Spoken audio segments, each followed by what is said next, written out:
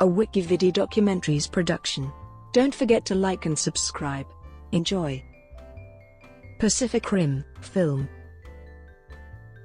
Pacific Rim is a 2013 American science fiction mecha action film directed by Guillermo del Toro and starring Charlie Hunnam, Idris Elba, Rinko Kikuchi, Charlie Day, Bernd Gorman, Robert Kazinsky, Max Martini, and Ron Perlman.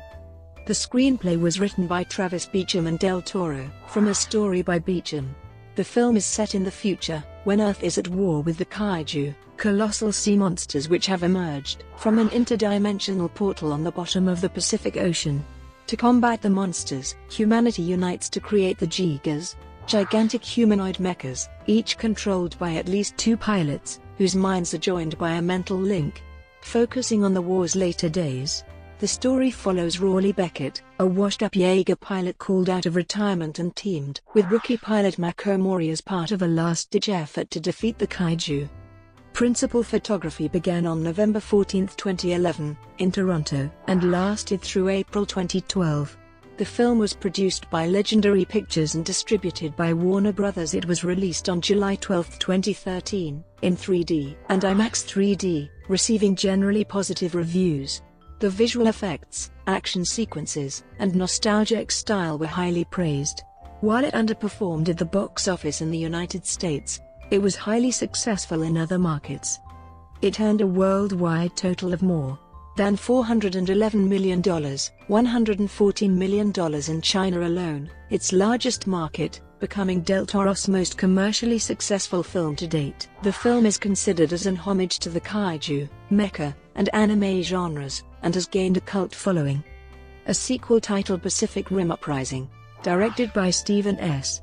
Tonight and produced by Del Toro, with Kikuchi, Day, and Gorman reprising their roles, and Universal Pictures taking the film distribution, was released on March 23, 2018. Plot. In August 2013, an interdimensional portal, called the Breach, opens at the bottom of the Pacific Ocean, where giant monsters, the Jaegers, emerge from.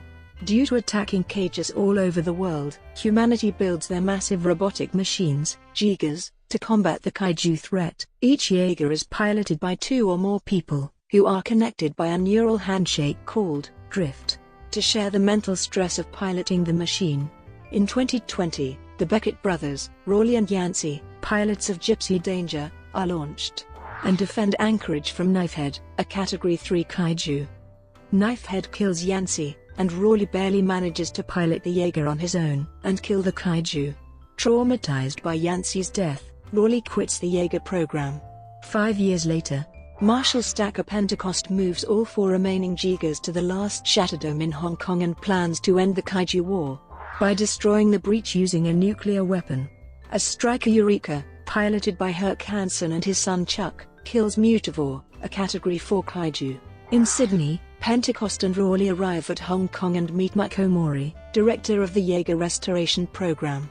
After finding a new co-pilot, Raleigh and Mako try their first drift, but Mako ends up nearly destroying the Shatterdome, while lost in the memory of a Category 2 Kaiju attacking Tokyo and killing her family.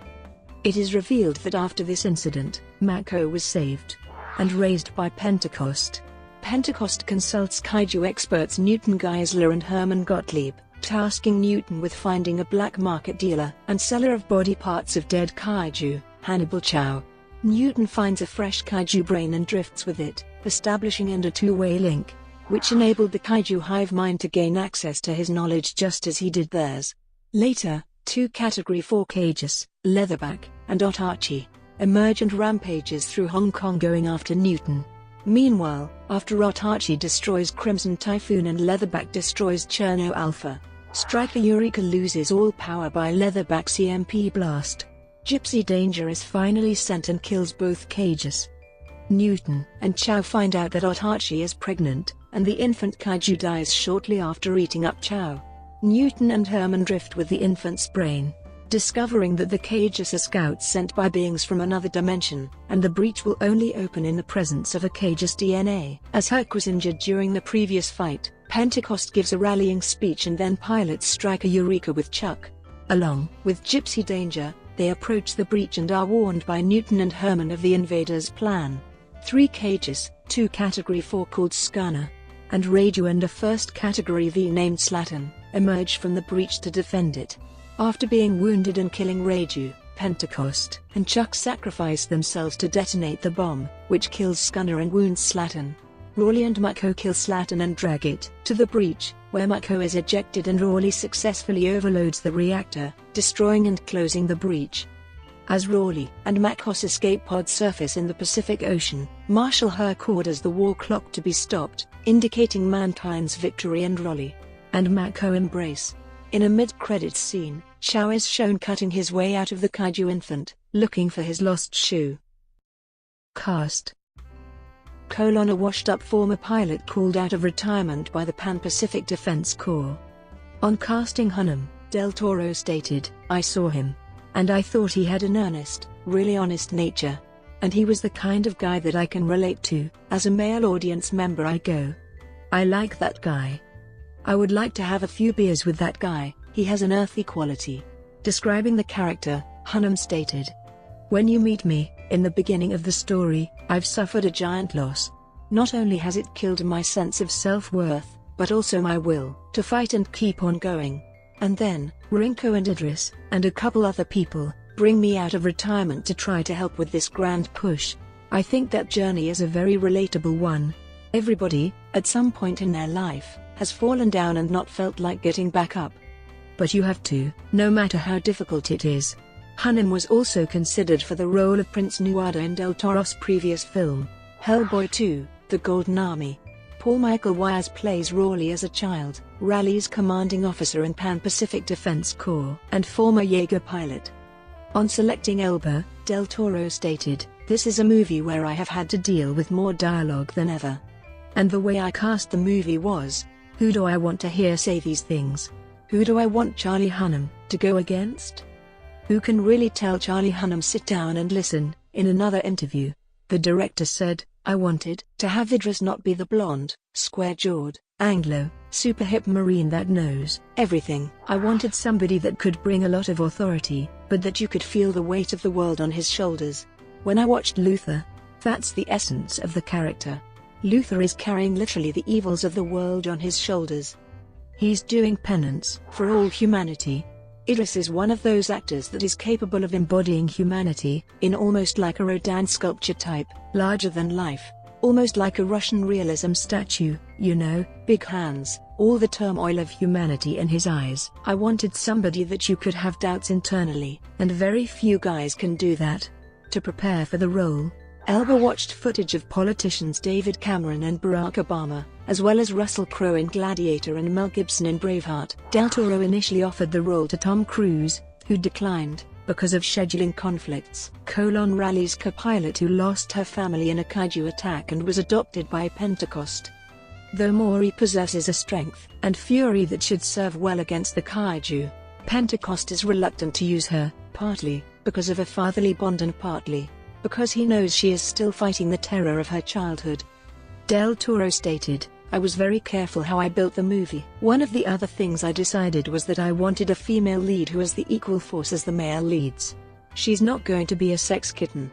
She's not going to come out in cut-off shorts and a tank top, and it's going to be a real earnestly drawn character." Noting that the other actors were exhausted and destroyed physically by filming in the intensive Jaeger cockpit harnesses, Del Toro said, "The only one that didn't break was Rinko Kikuchi, the girl.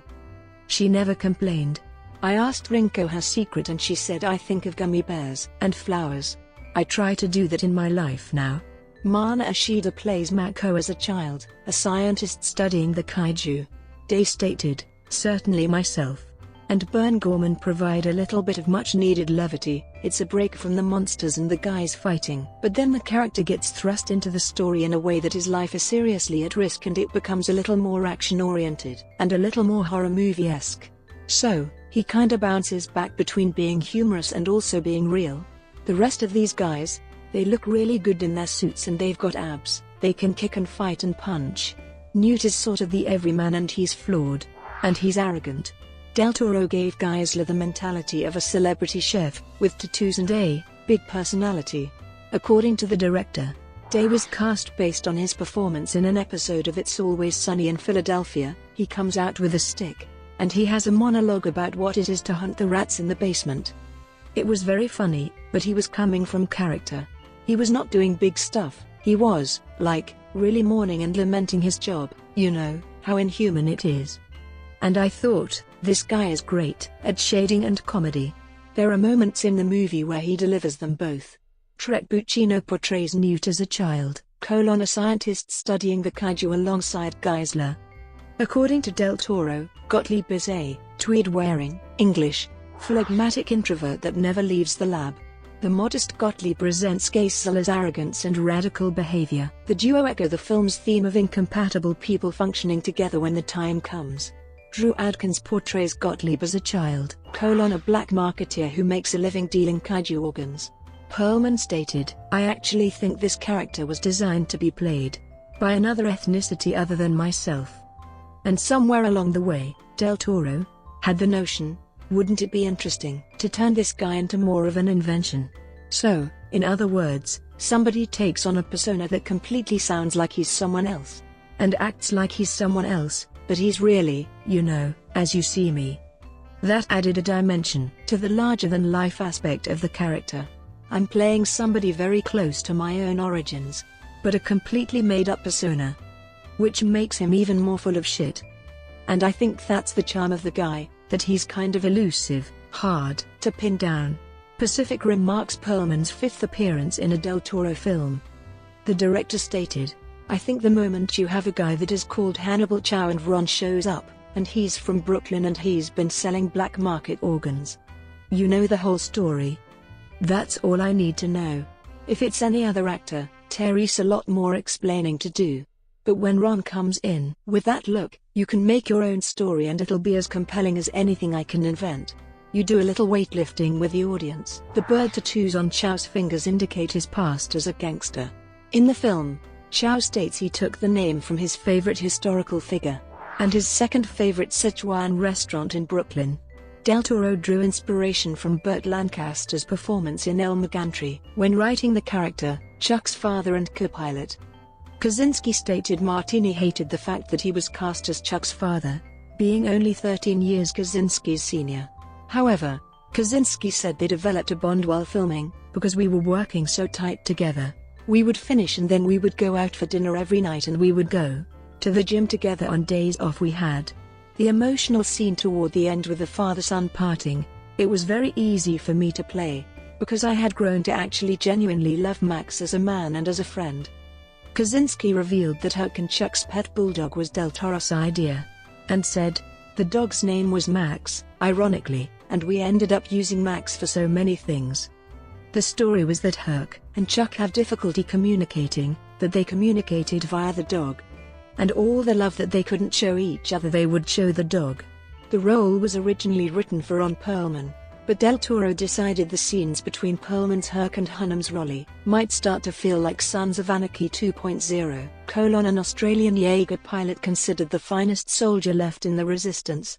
He and his father Huck pilot Striker Eureka, the strongest and the fastest Jaeger with 11 kaiju kills, and make up the resistance's go-to team. Kazinsky, a fan of science fiction, was initially drawn by the film's concept. My immediate reaction was, holy crap, that's cool. In the hands of somebody else, you might sit there and go, well, this might be terrible, but with Del Toro doing it, you kind of go, this is going to be amazing. Reflecting on his experience in the film, Kazinsky said in an interview, "The most fun I have ever had in my entire life was Pacific Rim. Playing Chuck was incredibly fun." A Chinese-American Jaeger technician, Collins described his character as the brains behind the Jaegers, Raleigh's older brother and co-pilot. Klatenhoff joined the project to work with Del Toro. Describing his character, Klatenhoff stated, "This is a guy who is looking out for his very eager younger brother, and they were enabled with this gift that gave them the opportunity to kind of save the world. Or help, at least." Tyler Stevenson plays Yancey as a child, the Gypsy Danger's artificial intelligence system. Del Toro secured permission from Valve Corporation to cast McClane in homage to GLaDOS, her homicidal AI character in the Portal video games. The director stated, "It was clear to me that we needed something beautiful in that voice. My daughter is my wingman, We had done co-op on Portal 2 for a long time and I did Portal 1. When it came out, it becomes ingrained in you, that voice. I didn't want to use her as a negative force of evil. I called Valve and asked, can you give us the filter? So we went full GLaDOS for the first commercial, but I thought it was too much. If you're a gamer, it's too distracting, so we created our own GLaDOS 2.0 filter that's a little less full-on.